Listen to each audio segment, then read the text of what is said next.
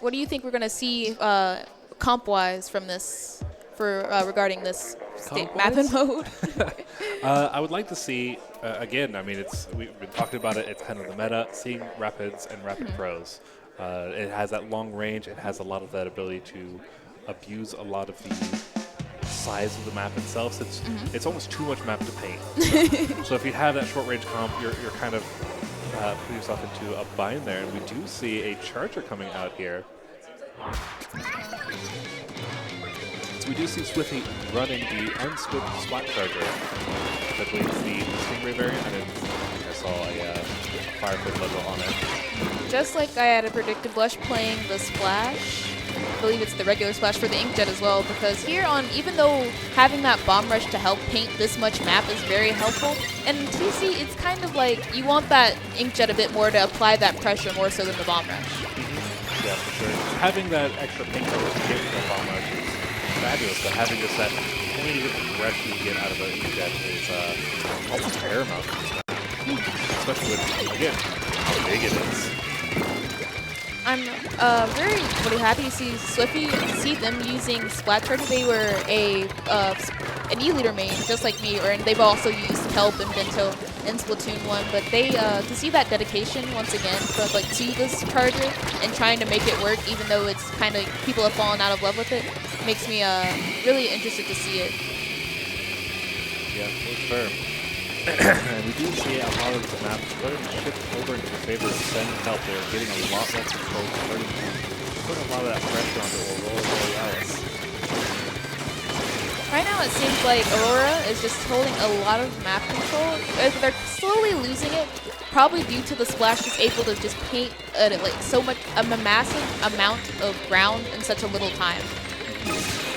They've got sprinklers, they've got rain. This map is becoming orange really, really quickly, especially with the in-zap on both teams. It's just kind of like a fight for control right now. Yep, and they definitely have that added benefit in a flat charger as well, which doesn't have that same kind of power to paint. Oh, and as predicted, taking a dip. all of that iron sitting in Chrissy's back pocket.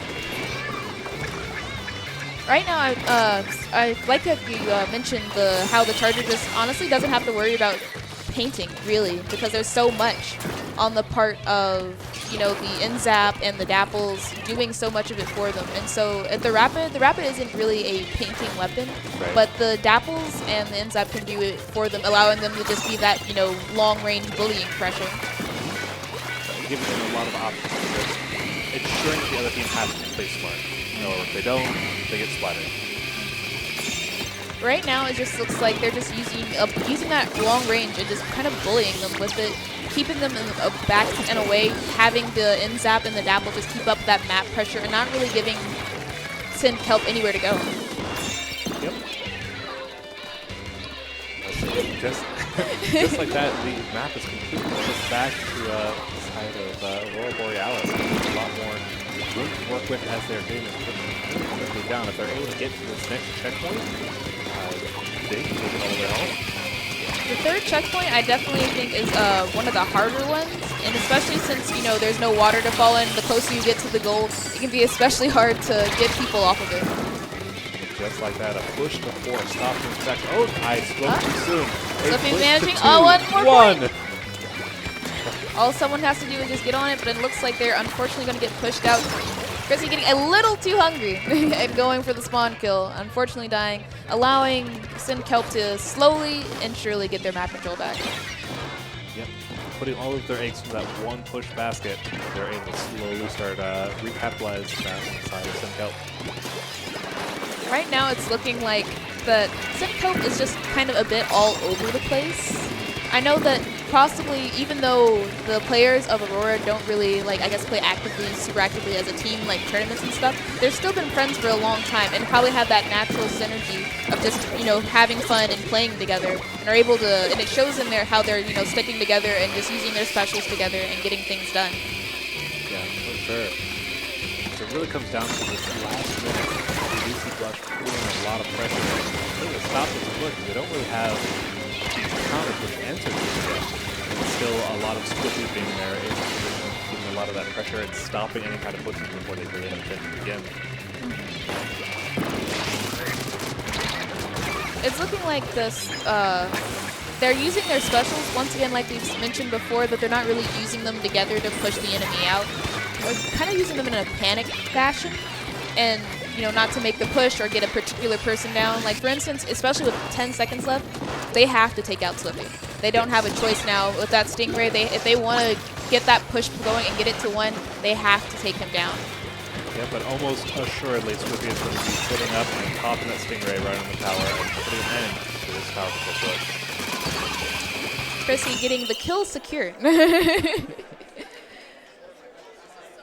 A very strong match from the side of Aurora Borealis. Kept control pretty much the entire match, in truth. Yep. Strong showing from Chrissy. I think he had a little too much fun there. Sometimes it's worth it. Right, true. Sometimes you got a style on them.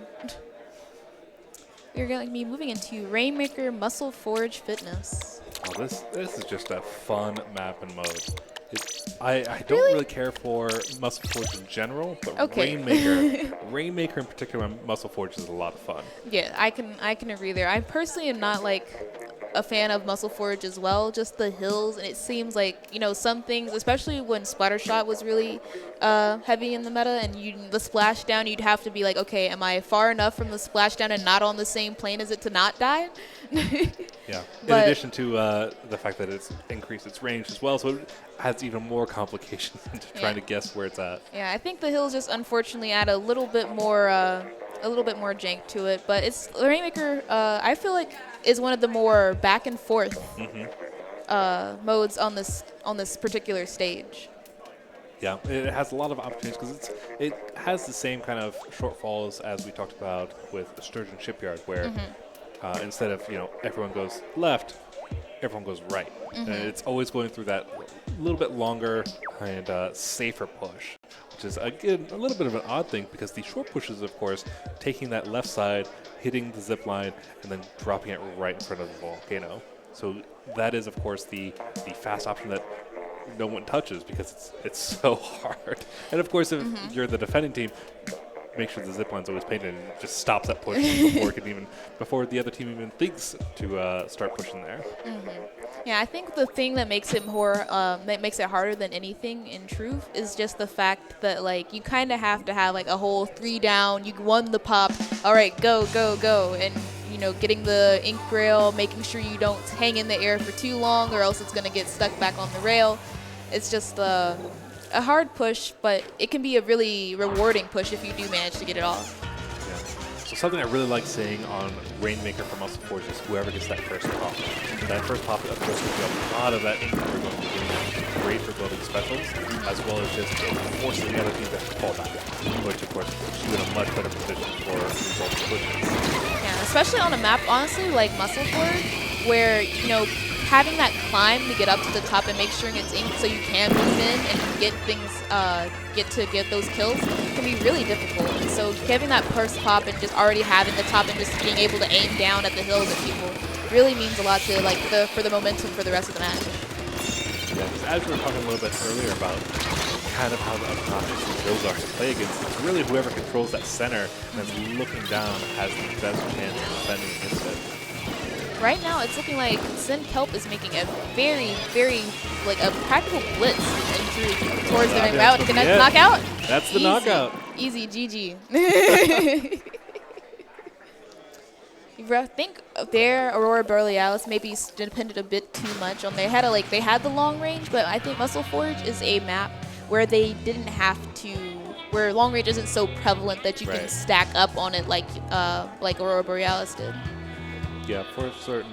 Because it has a lot of that opportunity for, again, short-range comps because of those hills. You're a lot more able to get in and abuse your shorter range because a longer-range weapon trying to shoot up the hill is painful. It's so painful. You may as well just have a slosher at that point. You'll get the same kind of range, but you'll actually be able to hit things. Exactly. And so there, I think it was just an unfavorable comp on the side of Aurora Borealis. Having that, if you can't stay on top, it just makes things more difficult for you. Even on a push where you're trying to push up that ramp, there's not really anything you know, if a Carbon's rushing at you and throwing bombs at you, you have no choice but to fall back toward your spawn instead of being able to rush in toward them with, you know, a short-range weapon. And that all said, we are now going into Gobi Arena Splat Zones, which is kind of an entirely different animal. Like I still haven't gotten a good feel for how this map should be best played, because I've played the short range aggression, I played the long range camping, and all of them feel kind of okay. I'm not quite sure what is the answer for Gobi Arena zones. I feel like the answer in truth is if you kind of have your long range just hang back on that, I guess we can call it a plat. You know, that first little, you come out of spawn and then you make the jump onto that grate and you're in that big plat area where there's like a little scoreboard. If you can get them to kind of hold that, then honestly, you don't have to particularly move forward sometimes, I feel like. And then have your short range kind of pester the enemy team, like especially blasters, just sitting under their plat and just blasting and making sure they can't drop down and go anywhere. Yeah, it does look like we are seeing a lot of short range coming out on the side of both teams here. I think the longest range we have here is a pro, possibly that Slaughter Echo. Seeing two different kinds of pros, one with rain and one with bubbles. Bubbles could definitely be, oh no. I do not like Clash Blasters.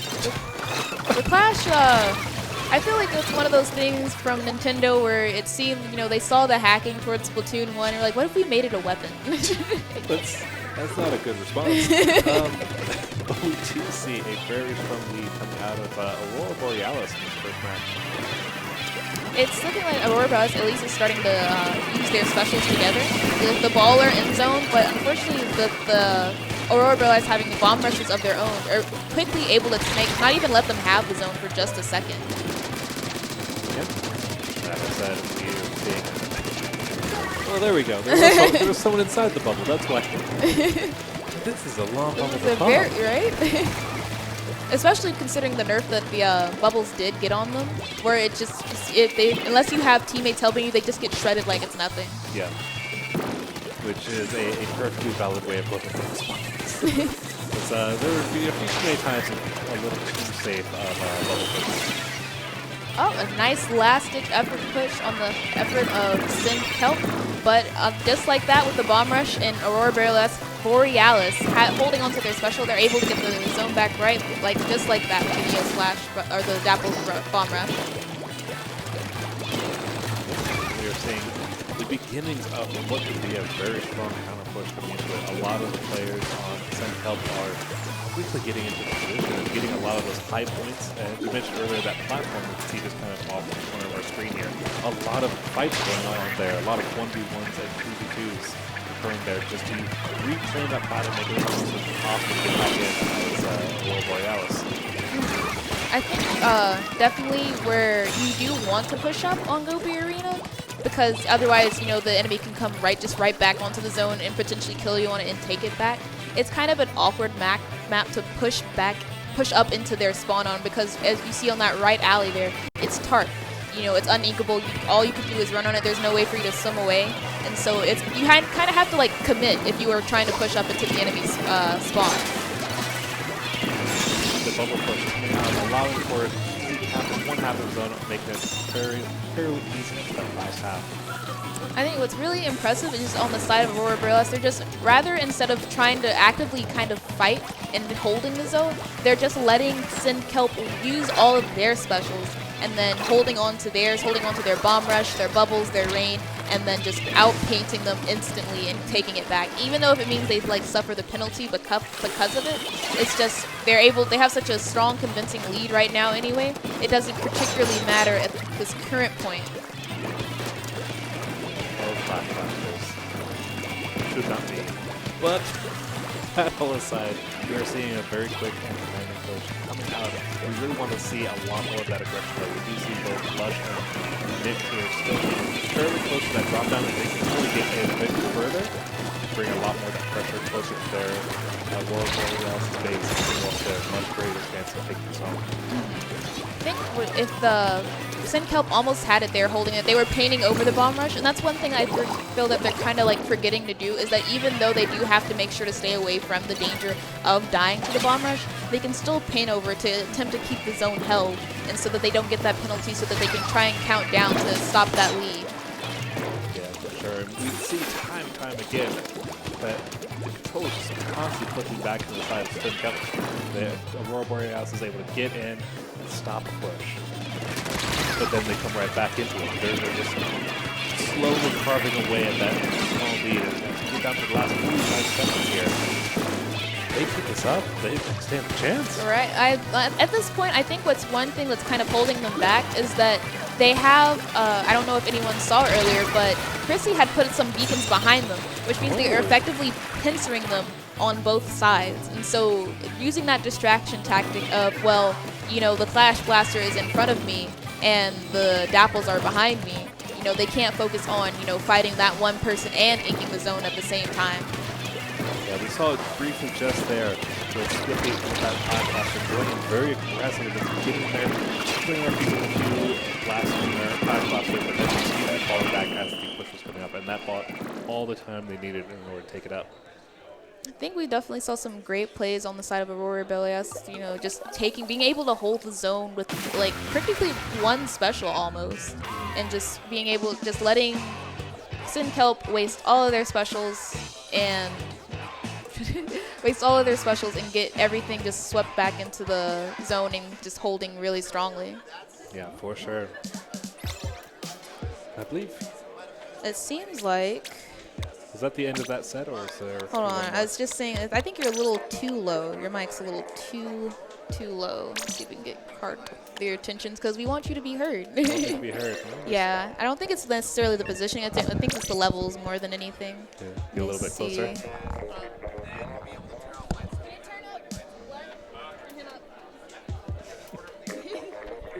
Just shout at people. I'm sorry. This is good stream etiquette, isn't it? Good stream etiquette. Fix it. Well, after Gobi Arena, we can see if either Aurora Borealis will take this one at Clam Blitz Black Belly. Okay. We've all heard, you know, any longtime Splatoon 1 community member knows about the trouble that is Rainmaker Black Belly. But I feel like Clam Blitz Black Belly is honestly like a beast all on its own. Yeah. And we were talking about it a little bit earlier when we were talking about Clam Blitz in general. It's a lot of that. It seems that many players don't know what to do with their hands. They get focused on either making a push happen or making defense happen. They're not able to really quickly between both of those mentalities of needing, all right, do I have enough clams to make a push? Are we making a push happen? Are we stopping the opponents from getting up clams? Are we stopping the opponent's pushes from happening? And it's that kind of chaotic back and forth that you're seeing a lot of the times. And I think it really shows on Black Belly. For sure. It's so small. Clam Blitz always spawns at most 50 clams on the map. So as it goes through, there's 50 clams on this little bitty map. So it's a lot of groups of clams very close together, which makes for very rapid pushes. You'll be able to see someone go from 0 to 10 in a single sprint. And the thing is that pushing on Black Belly compared to any other map, like you said, because it's so small and so fast, is that while you're busy, you've already gotten in position to make your jump or whatever, with your baller or whatever or bubbles or whatever special you're using. The sploosh has a curling bomb and is at your basket in 5 seconds while your teammate's still trying to take off from their jump. It's Black Belly, I think, really shines and shows some of the more interesting things about Clam Blitz's mode itself. Yeah, for sure. We do see both teams slowly just kind of building up their clan deposits. I guess we'll call it that. Both of them having about 10 each for the most part. They're able to start getting a lot of those power plants out on the field.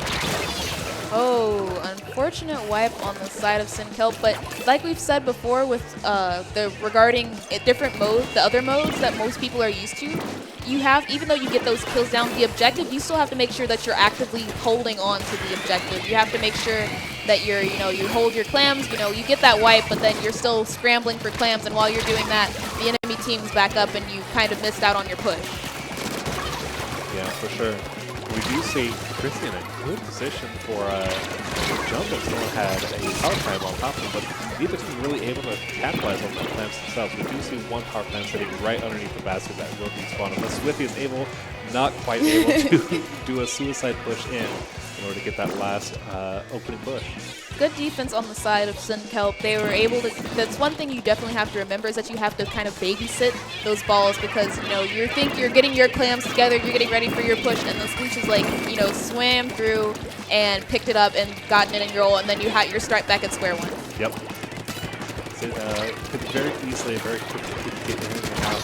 Flush making a very aggressive play into the middle of 3 opponents. Yeah, I think that they're just really strong at like kind of going in and infiltrating and just kind of causing havoc, especially handling the dapples really well, which is kind of a problem on the side of Sin Kelp with the Rapid Pro, not the Deco. Sorry, we don't play that in this one, but the Rapid Pro. They, Blasters just kind of suffer against dapples with their fast movement and being able to move a lot. Yeah, it really comes down to a lot of the reaction time whenever dealing with the dodge rolls you have with about Julie Glass. It looks like they're finally starting to get the push off, and unfortunately not quite able to get the ball off, right? And it's looking like Aurora Borealis is babysitting the ball, but someone manages to slide by and finally get some points on the board.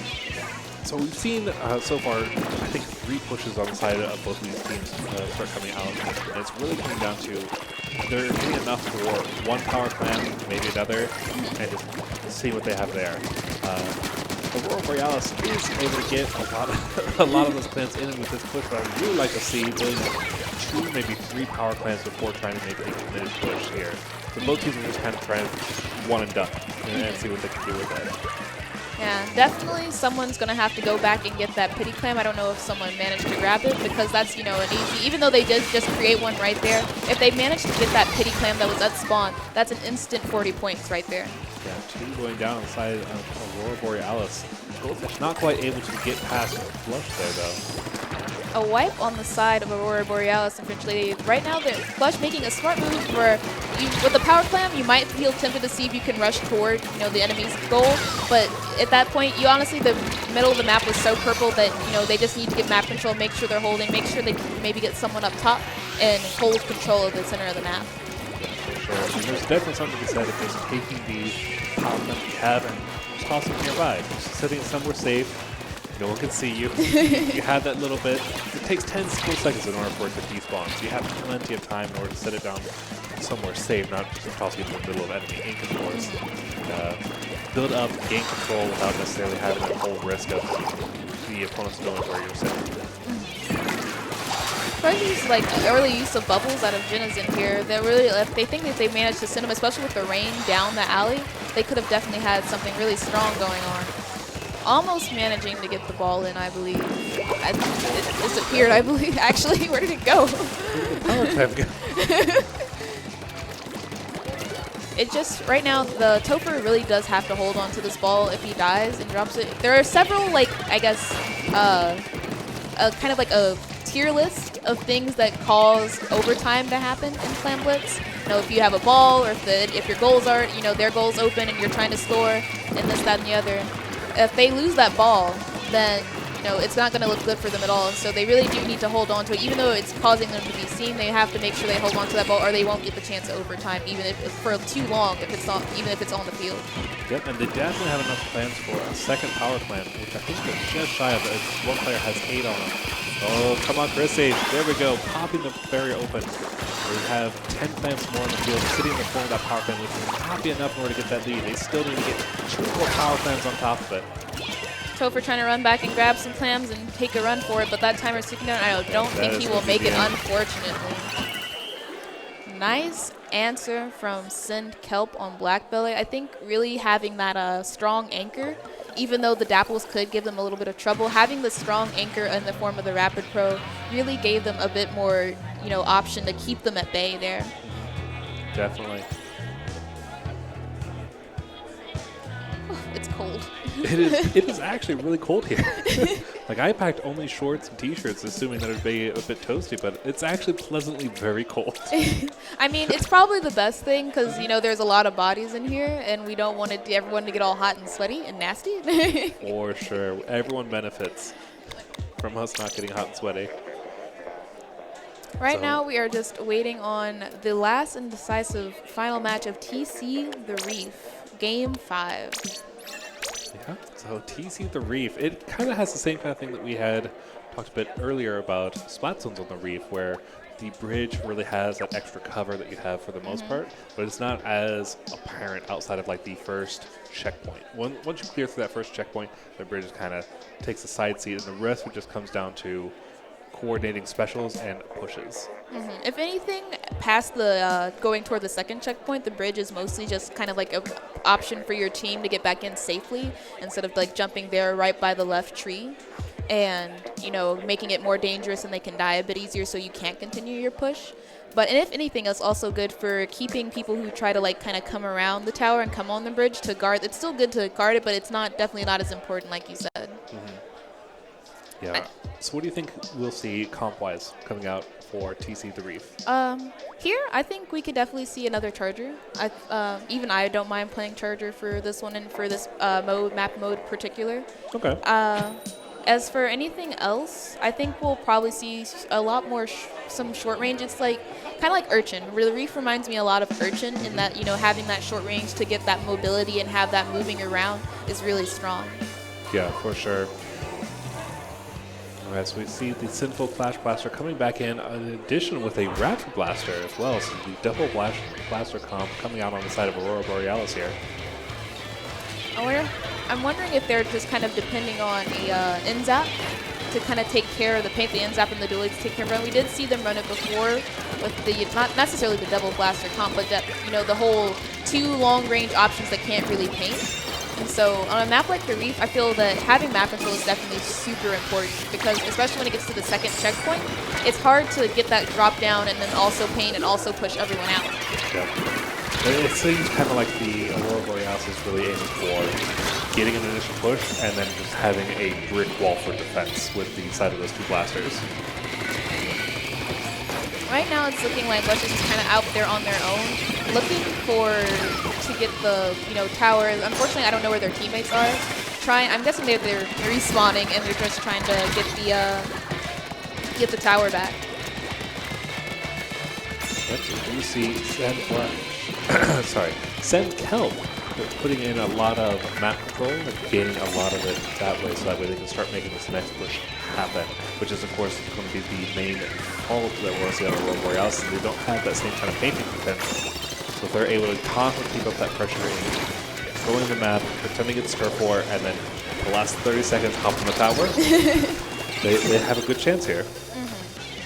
I think they're kind of depending on maybe like a snowball kind of thing to just like, as long as they can keep it going, then, you know, they should be, you know, more than likely to do fine. But if they kind of drop that defense down, they're going to definitely struggle trying to hold that, hold the defense on the for the tower.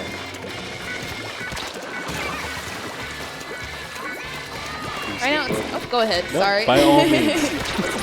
I was just saying that it's good that right now that Aurora Borealis is kind of swapping people on the tower. There's not a particular, you know, dedicated tower rider, and so that way they keep the tower in play for them and able to keep it in play, give them special because you do gain special by riding the tower, and just keep it going, and so that the enemy can't use it.